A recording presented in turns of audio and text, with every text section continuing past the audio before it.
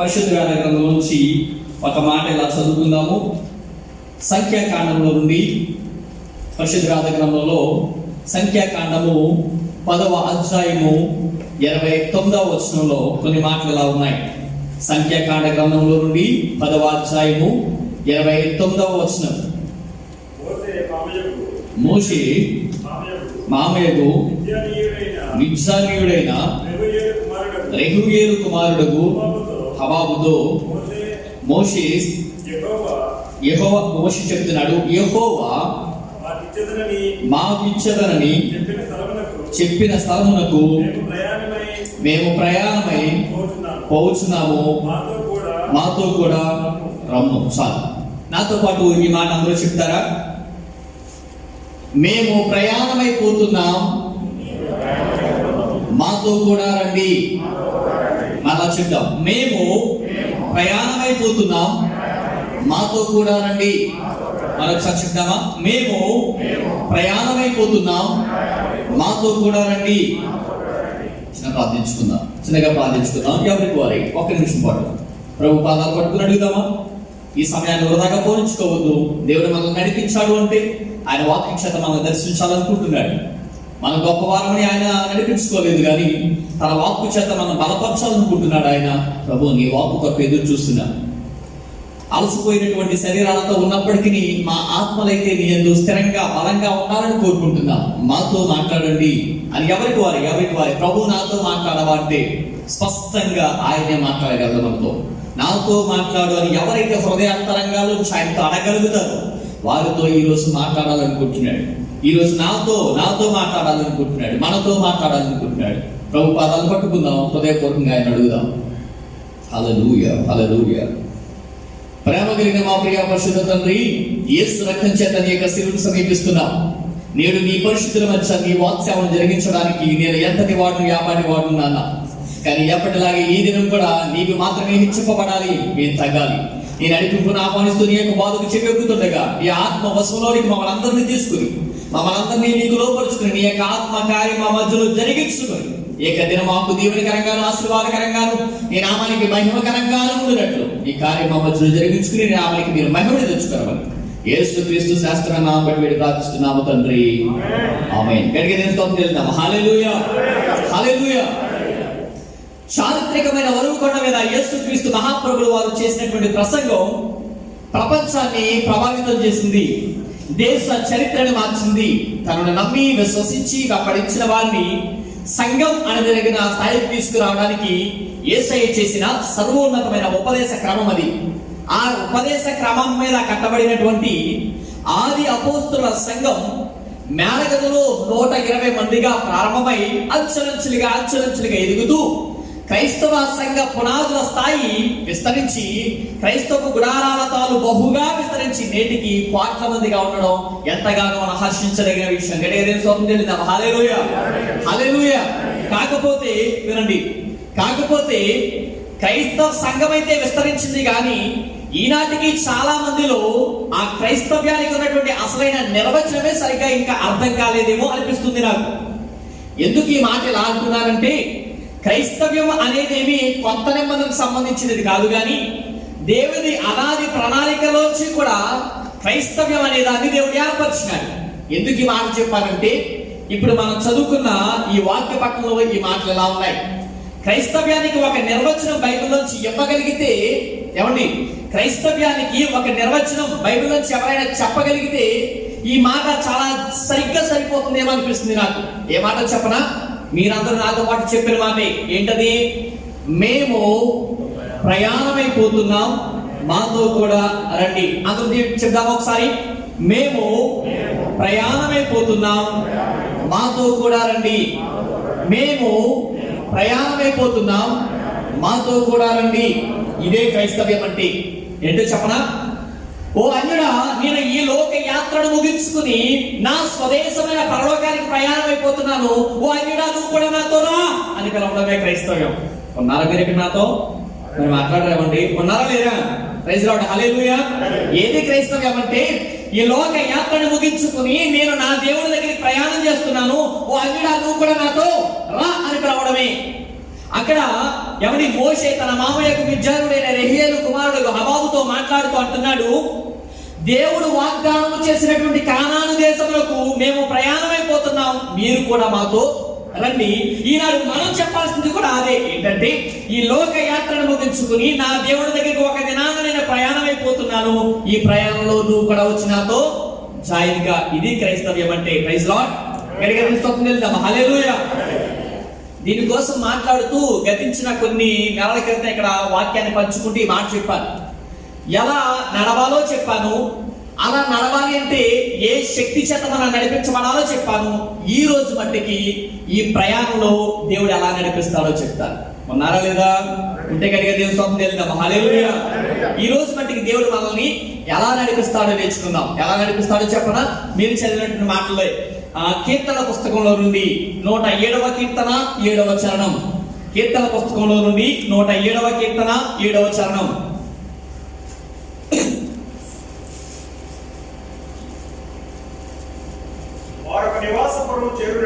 వారొక నివాసపురము చేరినట్లు చక్కని త్రోవను ఆయన వారిని నడిపించెను. ఏమండి? వారొక నివాసపురం చేరినట్లు ఎలాంటి త్రోవ నడిపించాడు చెప్పాలి. ఎలాంటి త్రోవనండి? చక్కని త్రోవని ఆయన వారిని నడిపించాడు. ఎంత మంచి విషయమే కదా.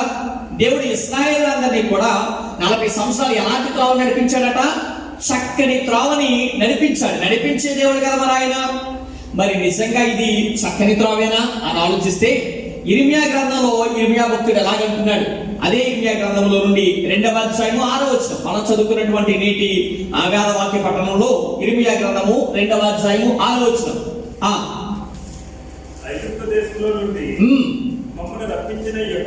మమ్మల్ని రప్పించిన యెహోవా ఎక్కడున్నాడని అరణ్యములో అనగా ఎడారులు గోతులు గల దేశంలో అనావృష్టి గాఢాంధకారము కలిగి ఎవరును సంచారమే లేనటువంటి కఠినమైన త్రోవలో దేవుడు మమ్మల్ని నడిపించాడు అంటున్నారు.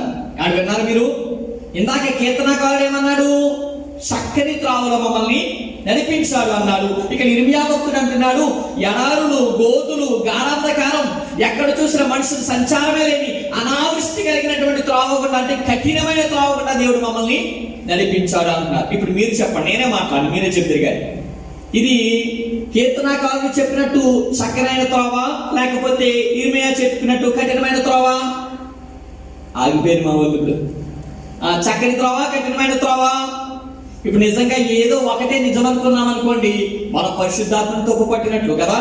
బైబిల్లో ఏది రాయించిన ఎవరు రాయించారు? పరిశుద్ధాత్మడే చాలా వివేచన కలిగి రాశాడు. ఇప్పుడు నిజం చెప్పనా నేను? రెండూ కరెక్టే. వింటున్నారా మీరు? రెండూ కరెక్టే. ఎందుకో చెప్పనా? ఇది నిజంగా చూడడానికి ఎడారులు అనావృష్టి గాఢాంధకారం గోతులు సంచారమే లేని గాఢాంధకారమైనటువంటి పరిస్థితులు కలిగిన త్రోవ కఠినమైన త్రోవే, కానీ ఆ త్రోవంతటిలో యెహోవా వారితో ఉన్నాడు కాబట్టి చక్కని త్రోవ అయింది. చెప్పకూడదు దేవుని స్తోత్రం చెల్లిద్దాం. హల్లెలూయా. హల్లెలూయా. ఇలాంటి కఠినమైన త్రోవలో కూడా యేసుక్రీస్తు దేవాది దేవుడు వారితో ఉన్నాడు కాబట్టి అదేమైందో తెలుసా? చక్కని త్రోవ అయింది. ఈ మాట చెప్తే ఎలా బాగుంటుందేమో. ఏంటో తెలుసా?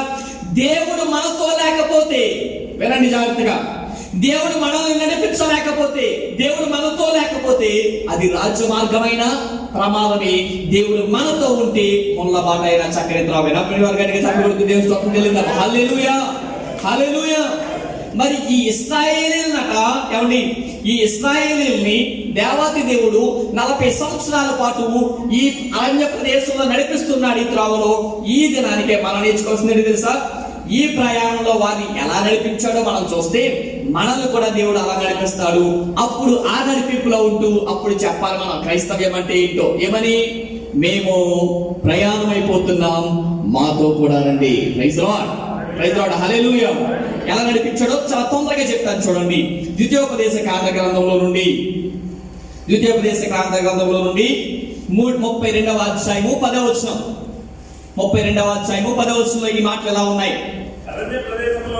అరణ్య ప్రదేశంలోను భీకర ధ్వని గల పాడైన ఎడారిలోను వారిని కనుగొని ఆవరించి పరామర్శించి తన కనుపాప వలె వారిని కాపాడెను. ఎవరి దేవుడు ఎలా నడిపించాడో తెలుసా వారిని? ఈ అరణ్య ప్రదేశంలో వినడు ఎక్కచలితముడన్న ఈ రోజు దేవుడు చాలా జాగ్రత్తగా మాట్లాడుతున్నాడు. ఎవరు తెలుసా? దేవుడు ఈ అరణ్య ప్రదేశంలో వారిని ఎలా నడిపించాడట? వారిని కనుగొని వారిని ఆవరించి తన కనుపాప వలె వారిని కాపాడాడు. కనుపాప వలె కాపాడాడంటే దీనికి ఒక పేరు పెడతాను నేను. ఏంటో తెలుసా? రక్షకుని నడిపింపు. ఇదే నడిపింపు అండి, రక్షకుని నడిపింపు. దేవుడు వారిని ఎలా నడిపించాడు? ఒక రక్షకుడిలా నడిపించాడు. రక్షకుడి నడిపింపులు ఏముంటాయి చెప్పనా? వినండి జాగ్రత్తగా. రక్షకుడి నడిపింపులో పరీక్షలు వస్తాయి, మనం ప్రార్థన చేయాలి, దేవుడు పరిష్కారం చూపిస్తాడు. అర్థమవుతుందా మీకు? కాబట్టి రక్షకుడి నడిపింపు అంటే ఎలా ఉంటుంది?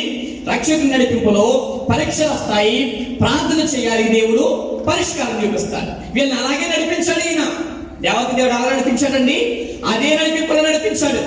ఎర్ర సముద్రాన్ని మహా అద్భుతం దాటిన తర్వాత వాళ్ళు కొంచెం దూరం ప్రయాణం చేస్తున్నారు. అప్పుడు వాళ్ళకి ఒక పరీక్ష ఎదురైంది. ఏంటో చెప్పనా? చూడండి ఒకసారి. నిర్గమాకాండ గ్రంథంలో నుంచి తొందరగా వెళ్తాను నేను, కొంచెం అర్థమయ్యేలా చెప్పడం కోసం. నిర్గమాకాండ గ్రంథంలో నుండి 15వ అధ్యాయము 22-23 వచనాలు. మోషే ఎర్ర సముద్రం నుండి జనులను సాగజేయగా వారు షూరు అరణ్యంలోనికి వెళ్ళారు.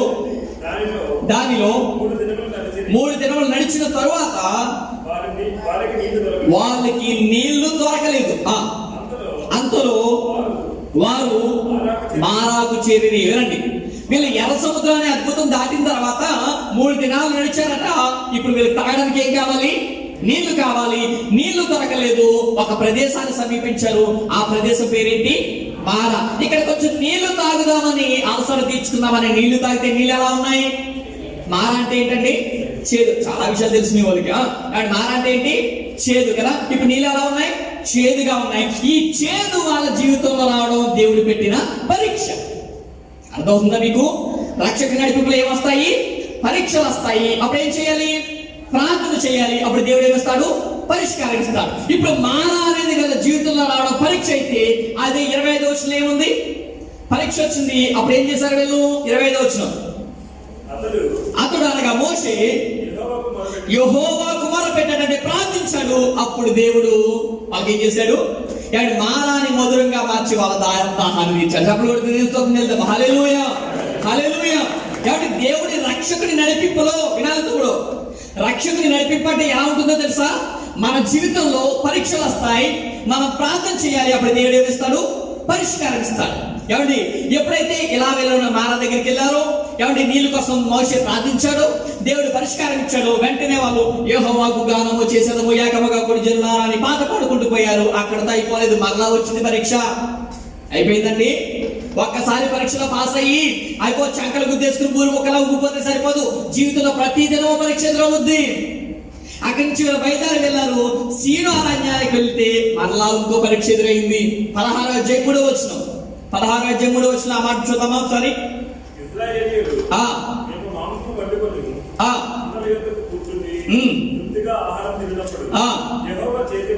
యెహోవా చేతి వలన ఎలా చావకపోతే ఇప్పుడు వీళ్ళు అంటున్నారు, అయ్యా మేము అక్కడ ఉన్నప్పుడైతే చాలా తినేవాళ్ళం, ఇక్కడ తినడానికి ఏమి లేదు అంటే ఇప్పుడు వీళ్ళకి ఆహారం అనేది లేదు. ఇదేంటి వాళ్ళకి? దేవుడు పెట్టిన, చెప్పాలి, దేవుడు పెట్టిన పరీక్ష. ఇప్పుడు ఆహారం లేదు. ఇప్పుడు మరలా ఏం చేయాలి?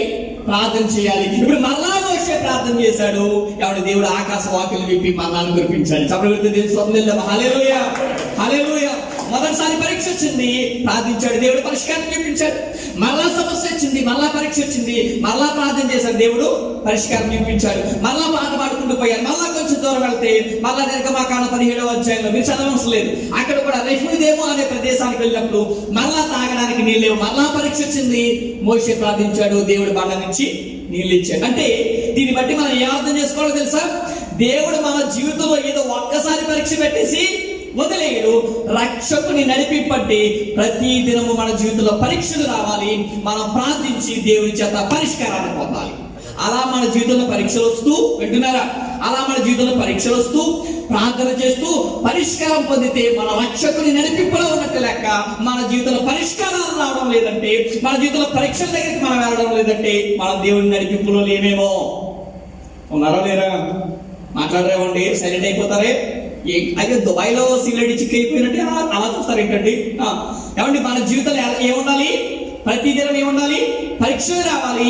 మనం ప్రార్థించి దేవుడి ద్వారా ఏం తీసుకోవాలి? పరిష్కారాన్ని పొందగలగాలి. అంటే ఒక పరీక్షలో పాస్ అయినప్పుడు మరలా రెండవ దాని కొరకు ఎదురు చూడగలగాలి. మొన్న ఆవిడ ఇక్కడ లేదులే, అక్కడ కనబడిందా? ఇక్కడ లేదు కాబట్టి ధైర్యం చెప్తా ఉంటే నీకు చెప్తా, అక్కడ రిస్క్ చేయలేదు కదా నేను. ఏమండి, అక్కడ ఒక ఆవిడ కనపడి ప్రార్థన చేయించుకోవడానికి వచ్చింది. చేస్తున్నాను నేను. చేస్తుంటే పాపం కొంచెం మూత అటు ఇటు తిప్పింది. అన్న ప్రాబ్లం ఏమో అనుకున్నాను నేను, పక్షవాతం వచ్చినట్టు. ఏమైనా ప్రాబ్లం ఉందా అంటే ఏం ప్రాబ్లం లేదు. ప్రాబ్లం ఏంటంటే వాళ్ళ అమ్మాయికి పెళ్లి కావాలని వచ్చిందట. వచ్చి 2 నెలలు అయింది కానీ ఇప్పుడు ఇంకా పెళ్లి కాలేదు.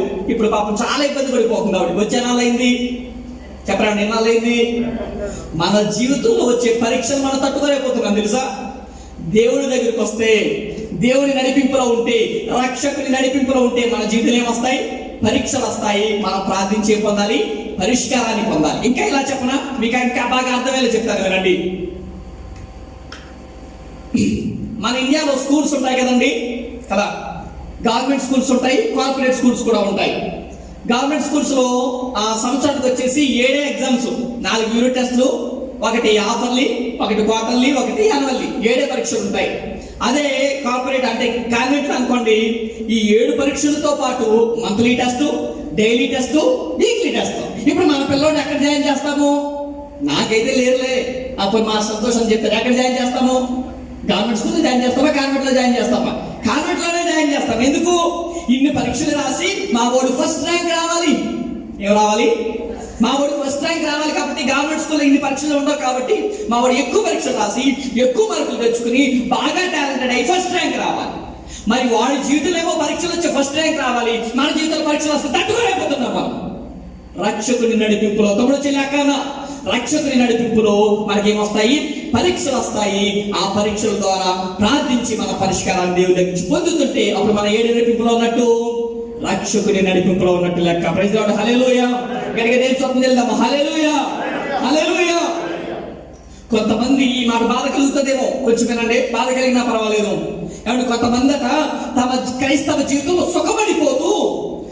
క్రైస్తవ జీవితంలో సుఖపడిపోతూ దేవుడు మమ్మల్ని దీవించేస్తున్నాడు అనే భ్రమలో బ్రతుకుతారట. క్రైస్తవ జీవితంలో ఉన్నవాడు ప్రతి దినము పరీక్ష ఎదుర్కొంటాడు. క్రైస్తవ జీవితంలో ఉన్నవాడు ప్రార్థించే పరిష్కారాన్ని పొందుతాడు. అలా పొందితే ఆనాడు ఇశ్రాయేలు రక్షకుడు కలుపాపలే నడిపిస్తున్నాడు, ఈనాడు కూడా నిన్ను నడిపిస్తున్నాడు అన్నట్టు లెక్క. కీర్తనకారుడు ఏమన్నాడు తెలుసా? ఏమంటే కీర్తనకారుడు ఏమంటాడు తెలుసా? 139 కీర్తన మాట్లాడుతుంటాడు, దేవా నా హృదయమును పరీక్షించి పరిశోధించి నా ఆలోచన ఏంటో తెలుసుకో. నన్ను పరీక్షించవయ్యా, నీ టెస్ట్ లో నేను పాస్ అయ్యి నా సంగతి ఏంటో నేను నిరూపించుకుంటా, నన్ను పరీక్షించు. ఇలా మనం అనలేకపోతున్నామంటే, దేవుడు పెట్టే పరీక్షకు భయపడిపోతున్నామంటే మన రక్షకుని నడిపింపులో లేదేమో. అలా రక్షకుని నడిపింపులో ఉండి మన అనుదిన జీవితంలో పరీక్షలు ఎదుర్కొన్న వారమై, ఏమంటే పరీక్షల నుంచి ప్రార్థించిన వారమై, ప్రార్థించి దాని తర్వాత పరిష్కారాన్ని పొందుతూ అప్పుడు చెప్పాలి ఏమని? మేము ప్రయాణం అయిపోతున్నాం, మాతో కూడా రండి. Praise Lord. అక్కడికి దేవుని స్తోత్రం చెల్లిద్దాం. హల్లెలూయా. ఒకటి ఏ నడిపింపు కోసం నేర్చుకున్నాము? రక్షకుని నడిపింపు. ఇప్పుడు 2వ నడిపింపు కూడా చూద్దాం. చూడండి ఇంకా ఎలా నడిపిస్తారట ఆయన. ద్వితీయోపదేశ కాండంలో నుండి మరొక మాట చూద్దాం. ద్వితీయోపదేశ కాండంలో నుండి 1వ అధ్యాయము 31వ వచనం.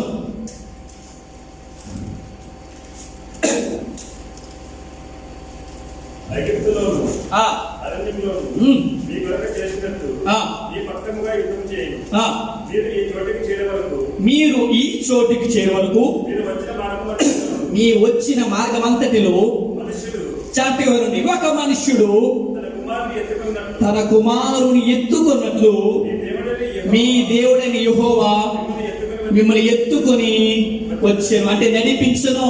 ఏమని వింటున్నారా? ఒక మనుష్యుడు తన కుమారుని ఎత్తుకుని ఎలాగైతే నడిపించాడో ఈ ఇశ్రాయేల్ అందరినీ కూడా దేవుడు అలాగా నడిపించాడట. ఈ నడిపింపుకు ఒక పేరు పెట్టామనుకోండి, ఏ పెడదామో తెలుసా? ఇది తండ్రి నడిపింపు. చెప్పండి అందరూ, ఏ నడిపింపు? చెప్పాలి. ఏ నడిపింపు? తండ్రి నడిపింపు. ఇప్పుడు తండ్రి ఎలా నడిపిస్తున్నాడట? భుజాల మీద పెట్టుకుని. ఈ రోజుల్లో చాలా మందికి తెలియదులే ఈ విషయం కదా. పాత రోజుల్లో ఉన్న వాళ్ళకైతే బాగా తెలుసు. ఈ రోజులో ఉన్న పిల్లలకి భుజాలను ఎక్కి అంత ఖాళీ లేదు, ఎక్కించుకునే అంత ఖాళీ తండ్రులకి అసలే లేదు. పాత రోజుల్లో మమ్మల్ని ఎలా తీసుకెళ్లేవారు తెలుసా? ఇప్పుడైతే కొంచెం కార్లు, ఫ్లైట్లు, ట్రైన్లు అలా ఎక్కుతున్నారు. మేము చిన్నప్పుడు అలా వెళ్ళలేదు. ఎలాగెళ్ళాము? మా నాన్న భుజాల మీద ఎక్కి కదండి మిమ్మల్ని అలా తీసుకెళ్ళి చిన్నప్పుడు భుజాల మీద ఎక్కించుకుని, భుజాల మీద సంకని కాదు, ఎక్కడో కాలు వేయించుకుని స్కూల్కి తీసుకెళ్లేవారు.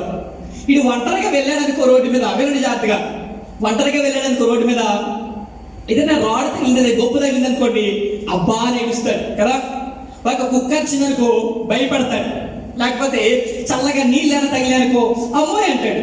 అదే ఇప్పుడు తండ్రి భుజాల మీద వెళ్తున్నాడు అనుకోండి, నీళ్లు చల్లగా ఉన్న వీడికైనా ప్రాబ్లం వస్తుందా? చెప్పరావండి, వస్తుందా? రాదు. కొన్ని రాయి తగిలిన వీడికైనా మీకు కనిపిస్తుందా? ఇదివరకు కుక్కని చూసి భయపడినవాడు ఇప్పుడు కుక్క బావు అన్నదానికి అంటాడు. ఎందుకు? తండ్రి భుజాల మీద ఉన్నాడు కాబట్టి. ఇప్పుడు దేవుడు కూడా అదే చెప్తున్నాడు. ఈ ఇశ్రాయేలు అందరినీ నేను ఎలా నడిపించాడో తెలుసా? ఒక తండ్రి, ఒక మనుషుడు తన కుమారుని భుజాల మీద ఎలా ఎత్తుకుని నడిపించాడో నేను కూడా వారిని అలాగే నడిపించాను. ఇది తండ్రి నడిపింపు. ఎలాగో చూస్తారా? చూడండి, అదే ద్వితోపదేశ కాండంలో 8వ అధ్యాయము 4వ వచనం. 8వ అధ్యాయము 4వ వచనం.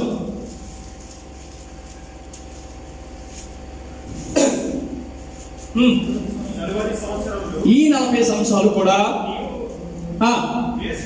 మీరు వేసుకున్నటువంటి బట్టలు పాతగలలేదు, మీ కాలు వాయలేదు. ఒకడు అట్లే మీ దేవుడైన యెహోవా మిమ్మల్ని శిక్షించువాడు. చదవనండి. ఏమంటే 40 సంవత్సరాలు వీళ్ళు ప్రయాణం చేసిన బట్టలు పాతకెళ్ళలేదట, కాళ్ళు వాయలేదు. బట్టలు ఏమవలేదు, పాతకెళ్ళలేదు, కాళ్ళు వాయలేదు. ఎందుకు చెప్పనా? వీళ్ళు తండ్రి భుజాల మీద ఉన్నారు కాబట్టి. మనలో ఒక 2 గంటలు బయట వదిలేసారు అనుకోండి, మన రొంగేట బయటకు వచ్చేది కదా. అండ్ ఇప్పుడు ఎంత బాగా కనబడుతున్నాను నేను, దిట్టంగా పౌడర్ రాసి చూడడానికి చాలా అందంగా, అందంగా లేదు అనుకోండి, అయినా కూడా కదా కొంచెం బాగా కనబడుతున్నాను. అదే అసలుగా బయటికి వెళ్ళాను అనుకోండి, నా రొంగేంటో బయటకు వచ్చాడు కదా. వీళ్ళు 40 సంవత్సరాలు నడిచారంటండి. 40 సంవత్సరాలు నడిచారు కానీ వాళ్ళ కాయలు వాయలేదట, వాళ్ళ బట్టలు పాతకలేదు. కారణం ఏంటి? వాళ్ళు ఎక్కడ ఉన్నారు? దేవుని భుజాల మీద ఉన్నారు. పరలోకపు తండ్రి వారిని నడిపిస్తున్నాడు కాబట్టి. మరి నిజంగా వినుతముడు, మనల్ని కూడా దేవుడే నడిపిస్తున్నాడు అనుకుంటే, మనకు కూడా పరమతండ్రి నడిపిస్తున్నాడంటే, పరమతండ్రి తండ్రి నడిపింపులో మనకు కూడా తీసుకెళ్తున్నాడంటే, మరి పరిస్థితిని చూసి ఎందుకు భయపడిపోతున్నావు? చుట్టూ ఉన్న పరిస్థితులను బట్టి, చుట్టూ ఉన్న సందర్భాలను బట్టి, నీ జీవితంలో వచ్చిన శ్రమలను బట్టి, శోధనను బట్టి ఎందుకు ఒలికిపోతున్నావు? అలా ఒలికిపోతున్నావంటే నిన్ను తండ్రి నడిపిస్తున్నాడన్న నమ్మకం నీకు లేనట్టు లెక్క. ఉన్నారా మీరు? మరి మాట్లాడరావండి, అర్థమవుతుంది కదా. తండ్రి నడిపింపులో ఉన్నవాడు దేనికి భయపడ్డు. అంటే హెబ్రీ పత్రికలో ఏమన్నాడు తెలుసా? నరమాత్రుడు నన్నేమి చేయగలడు, నేను భయపడను. ఎందుకు తెలుసా? మన తండ్రి నడిపింపులో ఉన్నాం కాబట్టి మనకి ఎప్పుడు ఎలా నడిపించాలని బాగా తెలుసు. ఇక్కడ భీమవరంలో ఎవరైనా ఉన్నారా? నేనేమన్నా అంటూ మళ్ళీ తిరిగి వెళ్తారు ఇటు గారు మీరు. అంటే భీమవరం పక్కన ఉండి గ్రామంలో ఒక పాట రాశాడు ఒక ఆయన, చెట్టు శ్రీనివాసరావు గారు. తెలుసా మీకు? ఆయన పాట రాశాడు. మనం చాలా బాగా పాడతాం కూడా ఆ పాట. మీరు అంత బాగా పాడలేను కానీ మీరు ఎవరైనా సహాయం చేయండి. ఆనందము నాకెంతో ఆనందము పాడదాం. సంతోషము నాకెంతో సంతోషము, ఆనందము నాకెంతో ఆనందము, సంతోషము నాకెంతో సంతోషము. ఏమండి, ఈ పాట ఎంత ఆనందంగా ఉంది కదా. ఎప్పుడు రాసాడో తెలుసు ఈ పాట మీకు? విన్నారా మీరు? ఎప్పుడు రాసాడో తెలుసా? తను గవర్నమెంట్ జాబ్ లో ఉన్నప్పుడు, ఏమండి యథార్థంగా జరిగిన సంఘటన. తన గవర్నమెంట్ జాబ్ లో ఉన్నప్పుడు యేసు నమ్ముకొని జాబ్ విడిచిపెట్టి సేవకే తీర్మానించుకుని బయటకు వచ్చేసాడు. ఎప్పుడైతే యేసు నమ్ముకున్నాడో తన ఇంట్లో ఉన్న అమ్మ నాన్న బయటికి గంటేశాడు. భార్యని, ఏమండి 6 నెలల పసికందుని, ఒక 2 సంవత్సరాల పాపను తీసుకుని బయటకు వచ్చేసాడు. ఆయన తినడానికి తిండి లేదు. అప్పటికే 3 రోజులు అయిపోయినాయి. పిల్లలు ఏం తినలేదు, ఈ తల్లిదండ్రులు ఇద్దరు కూడా ఏం తెలియలేదు. ఒకరోజు సముద్రం ఒడ్డున కూర్చుని అలా ఏడుస్తున్నాడట. ఏడుస్తుంటే ఎవరో తెలీదు ఒక ఆయన తింటూ చిన్న బ్రెడ్ ముక్క పట్టుకొచ్చి ఈయన చేతికి ఇచ్చాడు. చాలా ఆకలిస్తుందట ఈయన కూడా తినాలని. అయినా సరే అది తన పాపకి ఇద్దామని చెప్పి జోబులో పెట్టుకుని అప్పుడు నడుస్తూ రాశాడు. ఏమని? ఆనందము నాకెంతో ఆనందపడం, సంతోషము నాకెంతో సంతోషం.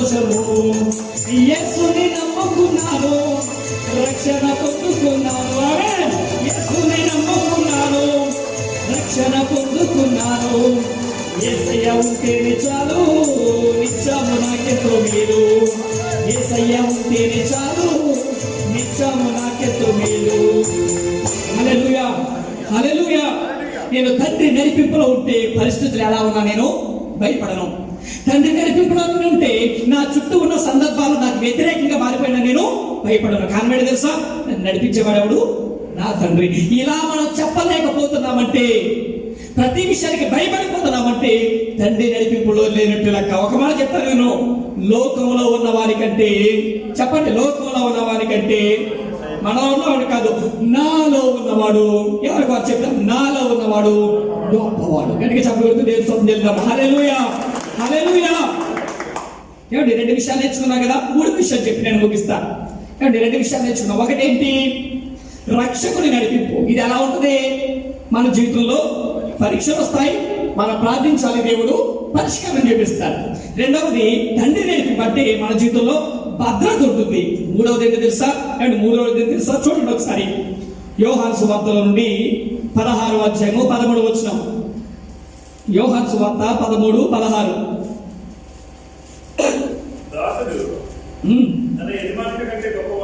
కాదు, పాపపడిన వాడు చెప్పుచున్నాను.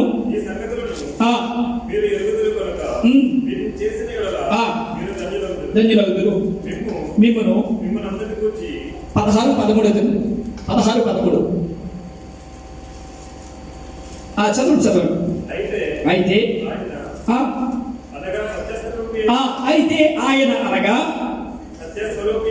సత్య స్వరూపి అయిన ఆత్మ వచ్చినప్పుడు మిమ్మును సర్వ సత్యములోనికి నడిపించును. ఏమండి వింటున్నారా? మిమ్మును ఎక్కడికి నడిపిస్తాడు? సర్వ సత్యములోనికి నడిపిస్తాడు. అంటే దీనికి ఒక పేరు పెడదామా? ఇది ఏ నడిపింపో చెప్పనా? ఇది బోధకుని నడిపింపు. ఏ నడిపింపు అంటే? బోధకుని నడిపింపు. ఈయన ఏం చేస్తాడట? సత్యములో నుండి సర్వ సత్యములోనికి నడిపిస్తాడు. ఎక్కడి నుంచి ఎక్కడికండి? సత్యంలో నుండి సర్వ సత్యంలోనికి. అంటే ఈ రెండింటికి తేడా తెలియాలి. కొన్ని మమ్మల్ని అడుగుతారు, వినండి, బెల్లం తింటే ఎలా ఉంటుంది? కానీ బెల్లం ఎలా ఉంటుంది? తీయగా ఉంటుంది. ఎంత బాధ సమూహంకి. మరి చెరిగడ్డ తింటే ఏమంటే చెరిగడ్డ ఎలా ఉంటుంది? అది కూడా తీయగా ఉంటుంది. బెల్లం తీయగా ఉంటుంది, చెరుగడ్డ తీయగా ఉంటుంది అని తెలియదు సత్యమైతే, ఆ రెండింటికి తేడా లేదు సర్వసత్యం. అంతే కదండి? ఆ తీపికి ఈ తీపికి ఏం తెలియాలి? తేడా తెలియగలగాలి. అంటే ఇంకా మీకు అర్థమయ్యే చెప్తాను. మీరు కాస్త సైలెంట్గా ఉండండి. అయ్యో, మా అక్కతో మాట్లాడతాను నేను. ఏమంటే మీరు ఇంట్లో వంట చేస్తారా? ఈ మధ్య మానేసినట్టున్నారు కదండి. చేస్తారా? మంచోళ్ళు మీరు, నిజంగా మంచోళ్ళు. వంట చేసినప్పుడు నేను చూసాను చాలాసార్లు. అన్నీ వండుతారండి వీళ్ళు. ఎంత బాగా వండుతారో.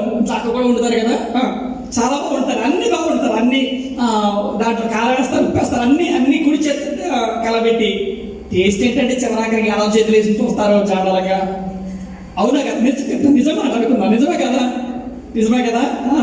అంటే మనకు తెలియని విషయం అనమాట. ఇదే సర్వసత్యం అంటే. చెప్పనా మీకు? సర్వసత్యంలో ప్రయాణం చేస్తే ఎలా ఉంటుందో చెప్పనా? మీరే చదవండి ఒకసారి.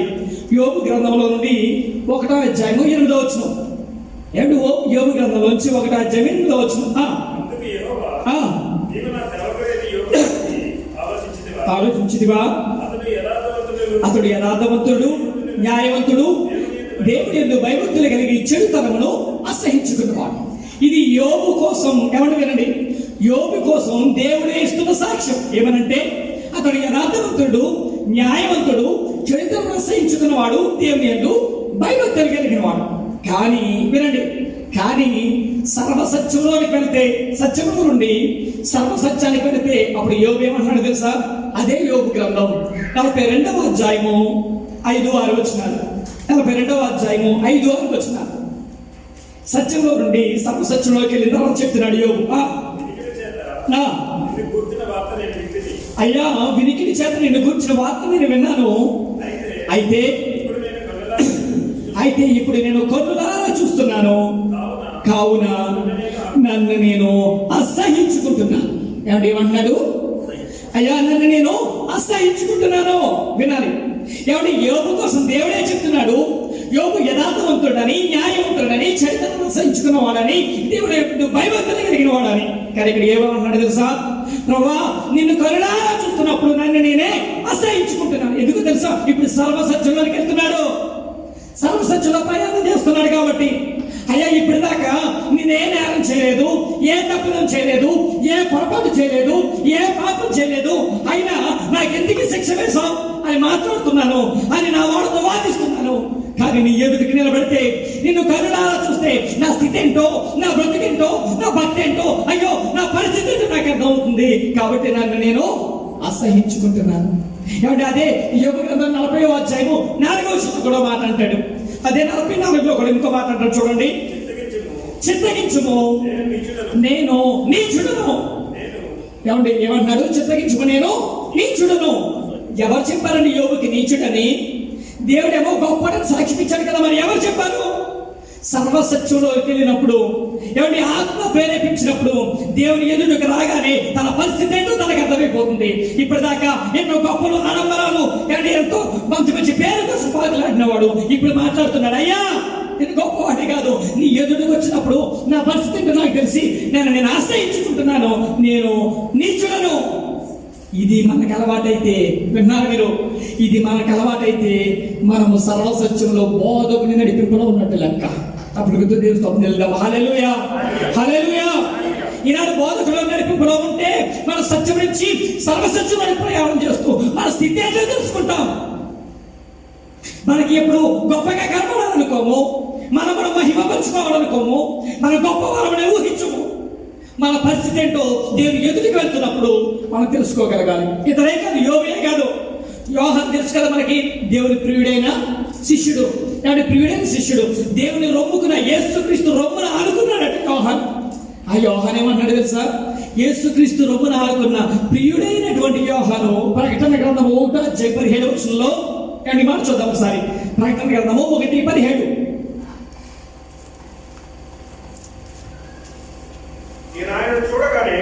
నేను ఆయనను చూడగానే చచ్చిన వారి వలె ఆయన పాదముల యొద్ద పడితిని. చాలు. ఏమండి ఎవరండి యోహాను? యేసు రొమ్మున ఆనుకున్నటువంటి ప్రియ శిష్యుడని యోహాను అంటున్నాడు, నేను ఆయన చూడగానే చచ్చిన వారి వలె ఆయన పాదం దగ్గర పడిపోయాను. ఇది సర్వసత్యం అంటే, ఇది బోధకు నడిపంటే. ఇప్పటి వరకు యేసయ్య అంటే ఎలా తెలిసిందో తెలుసా యోహానికి? ఎవరైనా నిందించినా, ఏమండి ఎవరైనా ఇతర అపహాస్యం చేసినా, నువ్వు వేసివలో పుట్టినవాడు, ఈ దెయ్యాలు కనిపెని మాట్లాడినా, ఏమి మాట్లాడుకున్నా యేసయ్యని చూశాడు కదా, ఏమీ పెద్ద అర్థం కాలేదు. కానీ ఇప్పుడు ప్రకటన గ్రంథ ప్రత్యక్షతలో ఏమండి తెల్లని గొర్రెలు వచ్చి పోలినటువంటి వెంట్రుకలు కలిగి, బంగారపు అంగిని కలిగి, ఏమంటే బంగారపు దద్దిని కలిగి, తేజో మహాప్రకాశమైనటువంటి అంగిని కలిగి, మహిమ సింహాసనం మీద కూర్చుని, అపరంజోటి పాదములు, అగ్ని జ్వాలలోని కన్నులు కలిగిన యోధా గోత్రపు సింహాన్ని చూడగానే ఇంకెక్కడ అనుకుంటాడు?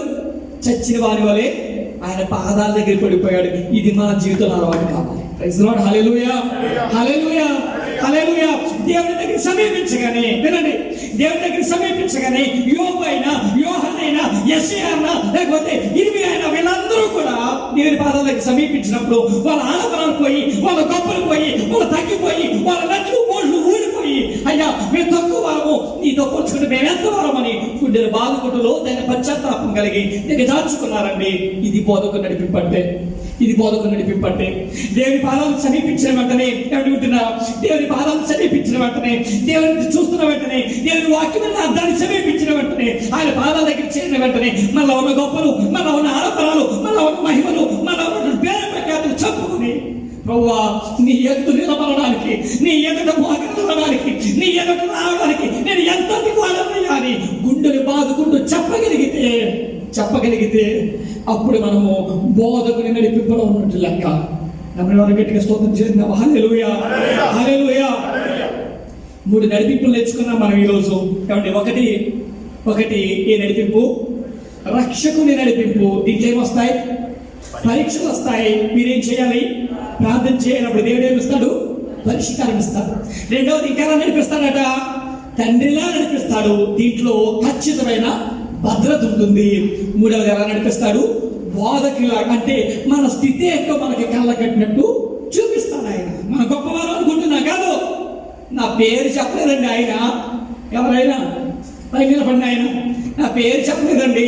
నాలంటాడు ఒకడు, అది మిమ్మల్ని ఏమన్నా, నాలంటాడు ఒకడు ప్రసంగం చేయడానికి ముందుకు వెళ్తూ ఈ మధ్య పాస్టర్ వచ్చి ప్రసంగం చేస్తారంటారు కదా, ఆయన నడిపించి ఆయనకి ఆగేసి, బాబు నా కోసం 2 మాటలు చెప్పు అన్నారట. ఏం చెప్పాలి? నా కోసం ఒక 2 మాటలు చెప్పు. పాపం అలాంటి మాటలు చెప్పాలంటే మా వాడు PhD చేసాడు ముందే. పైకెక్కిన వెంటనే ఇప్పుడు మన మధ్యలో ఉన్నటువంటి సేవకులు, పాస్టర్ గారు, స్వస్థత పరంగా దైవజనులు, ప్రవచన పరంగా దైవజనులు, గౌరవనీయులు, పూజలు, అభిషేక్తులు, కీర్తి శేషులు. అర్థమైందా మీకు? ఎవరంటే నేనా? అంటే పౌరుడు PhD చేశారు కదా, ఇది అలవాటైపోయింది మనకి. దేవుడి దగ్గరికి వెళ్ళిన ఏ నిజమైన సేవకుడైనా సరే, ఏ నిజమైన విశ్వాసైనా సరే, బోధకుని నడిపింపులోకి వచ్చినప్పుడు, తమను తగ్గించుకున్నారు. తమను దేవుని ఎదుట, అయ్యా మీరు చూడడానికి కూడా సరిపోమని చచ్చిన వారి వరే ఆయన పాదాల దగ్గర పడిపోయారు. అయ్యా యాదాదోతు న్యాయకుడైన యోబే, నేను నీచుడనయ్యా, నేను అసహించుకుంటున్నాను వాడు. అలాంటి మనస్తత్వం కలిగిన వారమై అప్పుడు మనం తగ్గించుకుని దేవుని పాదాల దగ్గరికి వచ్చి అప్పుడు చెప్పాలి, మేము ప్రయాణం అయిపోతున్నాం, మాతో కూడా రండి. అలా చెప్తే అప్పుడప్పుడైనా వస్తాడు మనతో పాటు. అంతేనండి? ఏమండి? అలా చెప్పకుండా మన ఏదో బయటికి నడిచించినంత మాత్రాన్ని ఎవడ మనతో రానున్నాను. చివరి మాట చెప్పి నేను ముగిస్తున్నాను. కాబట్టి 23 కీర్తనలో ఉన్న మాట నేను చదివించలేగా చూపిస్తాను. అక్కడ ఉన్న నడిపింపు ఏంటో చెప్పనా? అక్కడ ఉన్నది కాపరి నడిపింపు. ఏ నడిపింపు అండి? కాపరి నడిపింపు. పచ్చిక గల చోట్లను ఆయన నన్ను అరుణ చేయను, శాంతికరమైన జలముల యొద్ద ఆయన నన్ను నడిపించు. అంటే కాపరి నడిపింపు అంటే ఎలా ఉంటుందో చెప్పనా? కాపరి నడిపింపులో కాపరి గొర్రెకి ఏ పెడతాడు? పచ్చిక గల మేత పెడతాడట. 2 శాంతికరమైన జలముల యొద్ద నడిపిస్తాడు. అంటే ఇప్పుడు పచ్చిక వేసి శాంతికరమైన జలముల యొద్ద నీళ్లు తాగి ఇది ప్రశాంతంగా పడుకుంటే అప్పుడు గొర్రెలో 2 పెరగాలి. ఏం పెరగాలి? 1 కొవ్వు పెరగాలి, 2 బొచ్చు పెరగాలి. అంతేనా? 1 పెరగాలి, కొవ్వు పెరగాలి, 2 బొచ్చు పెరగాలి. ఈ కొవ్వు దేవునికి బలివడానికి నైవేద్యంగా ఉపయోగపడితే, ఈ పైన బొచ్చేమో మనుషులకి వెచ్చదనాన్ని ఇస్తుంది. అంతేనా? ఏమంటే కొవ్వు ఏమో దేవునికి బలివడానికి ఉపయోగపడుతుంది, ఈ పైన ఉన్నటువంటి బొచ్చేమో మనుషులకి వెచ్చదనాన్ని ఇవ్వడానికి ఉపయోగపడుతుంది. అంటే అంటే కాపరి నడిపింపులో ఉన్న విశ్వాసి అటు దేవునికి ప్రయోజనకరం అవ్వాలి, ఇటు సాటి మనిషికి కూడా ప్రయోజనకరం అవ్వాలి. అలా నువ్వు దేవునికి ప్రయోజనకరయ్యి నీ సాటికి మనిషికి కూడా ప్రయోజనకరపడితే అప్పుడు నీవు కాపరి నడిపింపులో ఉన్నట్టు లెక్క. Praise the Lord. Hallelujah, hallelujah. ఎన్ని నడిపింపులు చెప్పుకున్నాం మనం? చెప్పండి, ఎన్ని నడిపింపులు? ఇంకో 4 ఉన్నాయి. చెప్పుకుందామా? చెప్పుకుందా? దేవుని చిత్తమైతే ఈ నడిపింపుతో సమాప్తం చేశాను. ఒకసారి మళ్ళా జ్ఞాపకం చేసుకుందాం. ఒకసారి అసలైన క్రైస్తవ్యానికి అర్థం ఏంటంటే, ఏమండి, అసలైన క్రైస్తవ్యానికి అర్థం ఏంటంటే, క్రైస్తవ్యానికి బైబిల్ వేద గ్రంథం ఇచ్చినటువంటి ఒక సంపూర్తిగా నిర్వచనం ఏదైనా ఉంది అంటే ఇదే. ఏంటి? మేము ప్రయాణమైపోతున్నాం, మాతో కూడా రండి. ఇదే క్రైస్తవ్యం అంటే. నేను ఈ లోక యాత్రను ముగించుకొని పరలోకమున్న దేవుడి దగ్గరికి ప్రయాణం చేస్తున్నాను. ఓ అన్యుడా, నువ్వు కూడా నాతో రా. ఈ ప్రయాణంలో దేవుడు మనల్ని నడిపించాలి. ఎందుకంటే మనము నడవలేము కాబట్టి దేవుడు నడిపిస్తాడట. ఎలా నడిపిస్తాడు? రక్షకుడిలా నడిపిస్తాడు. అంటే మన జీవితంలో పరీక్ష పెడతాడు, మనము ప్రార్థించాలి, దేవుడు పరిష్కారం ఇస్తాడు. ఇంకా నడిపిస్తాడు? తండ్రిలా నడిపిస్తాడు. తన భుజాల మీద పెట్టుకుని సంపూర్ణమైన భద్రత మనకి ఇస్తాడు. ఇంకా నడిపిస్తాడు? బోధకుడిగా నడిపిస్తాడు. అంటే సత్యంలో నుండి సర్వసత్యంలోకి వెళ్ళి మన అసలైన పరిస్థితి ఏంటో, అసలైన స్థితి ఏంటో తెలియజేసి లోతైన పశ్చాత్తాపం కలిగిన వారిగా తయారు చేస్తాడు. ఇప్పుడు చివరికి ఎలా నడిపిస్తాడు?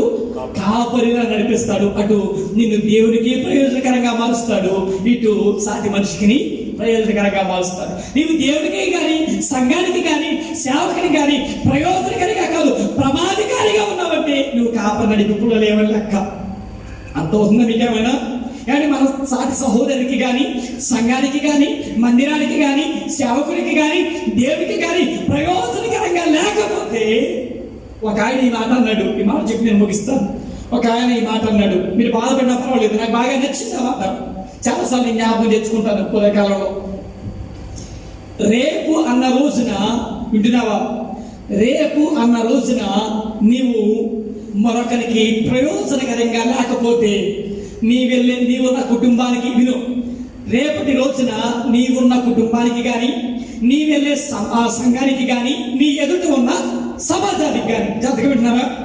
నీవు రేపు అనే రోజున నీవున్న కుటుంబానికి కానీ, నీ వెళ్ళే సంఘానికి కానీ నీ ఎదుట ఉన్న సమాజానికి కానీ ప్రయోజనకరంగా లేకపోతే ఆ రేపు అనే రోజున నువ్వు ఉండడం కన్నా చచ్చిపోవడం మేలు అని అర్థమవుతుందండి మీకు.